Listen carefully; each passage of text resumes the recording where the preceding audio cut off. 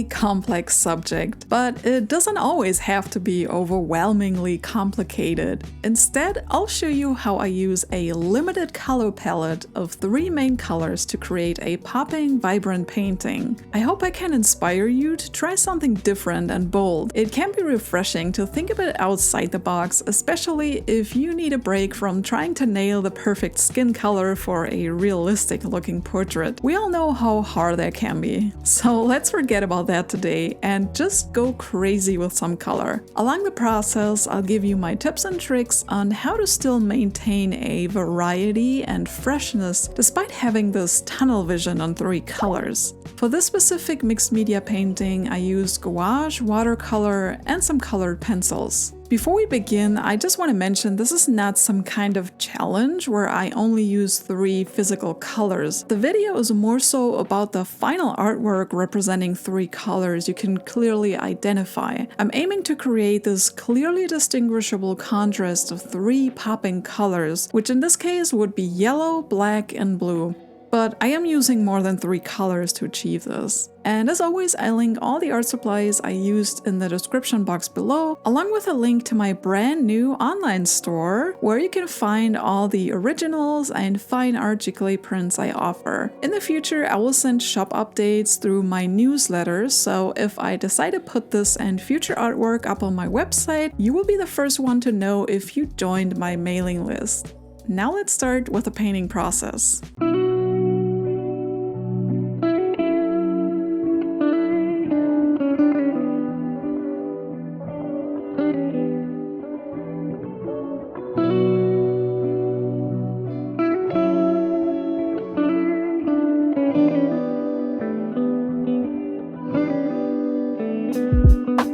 I start this painting with watercolor, but before I apply any actual color, I wet the paper with a clean brush and clean water. And I make sure to apply enough water to the surface because the paper I'm using, which is 100% cotton, is doing an excellent job at absorbing water. So if I'm not using enough water, the pigment will not spread as nice as I wanted.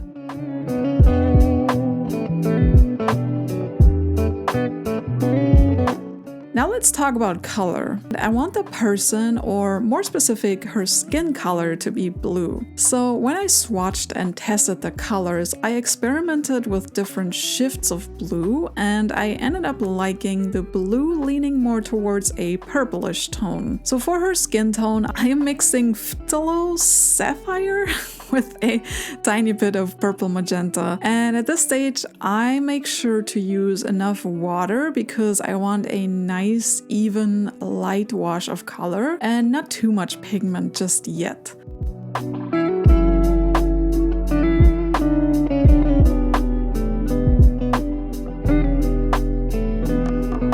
As you can see, the amount of water is warping the paper, but because of the high quality of the paper, once the water dries, you will see how it settles and flattens. This is why I really like to use good quality materials, and paper is definitely something you don't want to save money on, especially with watercolors and any kind of wet art supplies. Once the paper is completely dry, I'm repeating my first step again with wetting the paper, and now I am applying the same color to the edge of her face and some darker areas to create some slight gradients.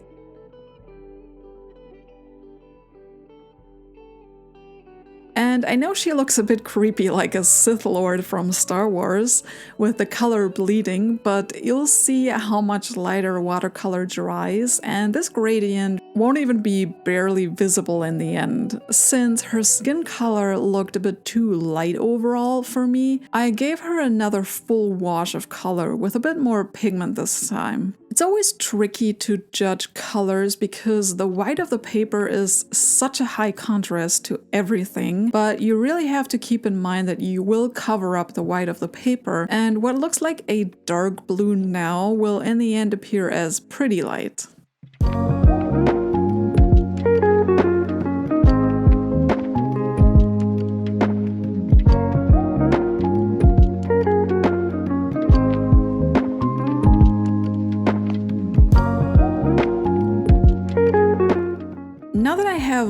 nice layer of blue color, I'm grabbing my colored pencils to emphasize some of the line art again, because I don't want to lose those lines when I start applying dark color to these areas. I then use the same blue to darken her hair.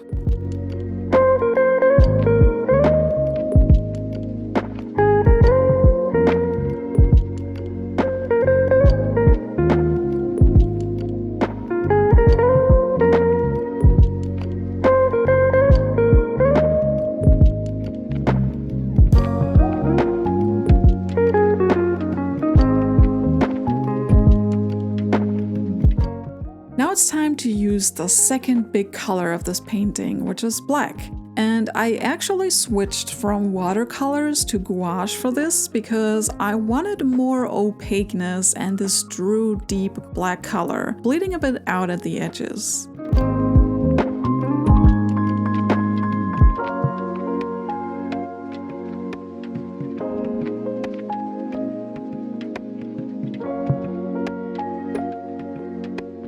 I then decided to start building up the values on her face, and here I also start with a black colored pencil to basically mark the darkest areas with the darkest value and color there will be in this painting. And this is something I like to do in general, to have this correlation of the hair color and then reuse the same color for the face. I think it builds a visual connection, so let me show you this from my last painting where I used a dark earthy brownish green for her hair, and I also used the same color for the shadows on her face. So I don't necessarily think that darkest value should always be black, but in this case this color is reappearing in the painting. I like to turn up the contrast by using white charcoal for the brighter parts on her face, and right now it looks a bit too white, but I like to blend in the charcoal with a paper stamp which tones it down.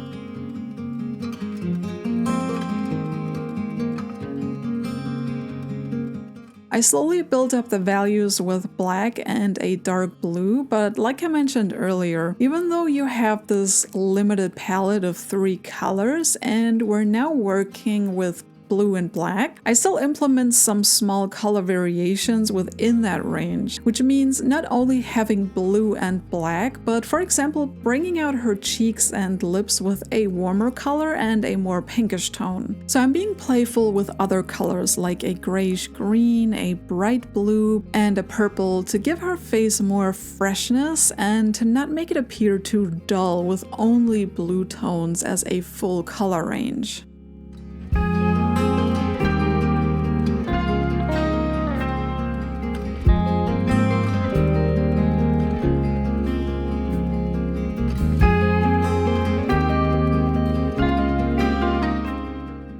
I'm using white gouache to bring out the highlights and make them really stand out.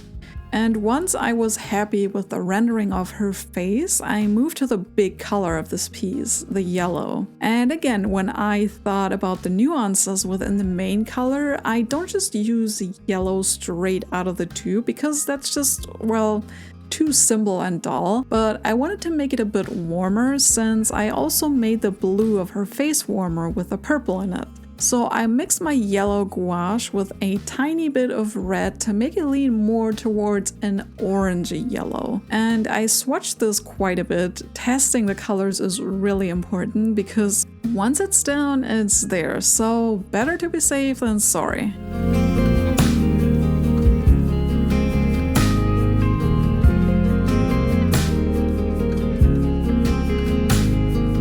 Applying the bright, solid yellow really brings out the contrast of her face and the background, and I love that because of the slight transparency where the yellow overlaps with the black, it creates this greenish transition color.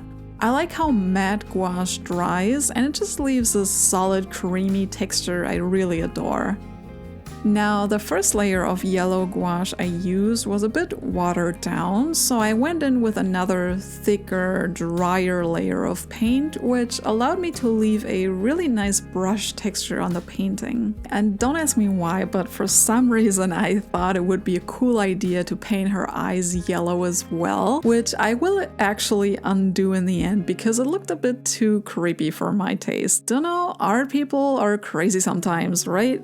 I decided to add more black to the painting because I really wanted to have the strong contrast of black and yellow. And this piece allowed me to really focus on these three main colors and how much I wanted of each color. I knew I wanted the dominant color to be the yellow, having black as the strongest contrast, with the blue being some kind of soft complementary tone. And I just want to experiment with colors, shapes, and texture. I had a lot of fun with trying a limited palette, and it took away some pressure of having to nail a realistic color scenario. Sometimes you just want to be wild and explore things. And choosing a color palette of 3 bold main colors is an easy set of rules to follow, to which you can then add more variety within that range. I find choosing complementary colors like yellow and blue to be a good starting point when you don't know what colors to pick, and I really enjoyed playing with finding the right nuances. Vibrant, solid backgrounds make a portrait really pop, and letting the background color fade into the foreground makes it look less separated and really emphasizes the playfulness of the color along with the playfulness of the texture. So I dare you to try a limited color palette outside of a beige brown for skin and all the other natural tones. Just try to have fun with some crazy vibrant colors and feed your inner child.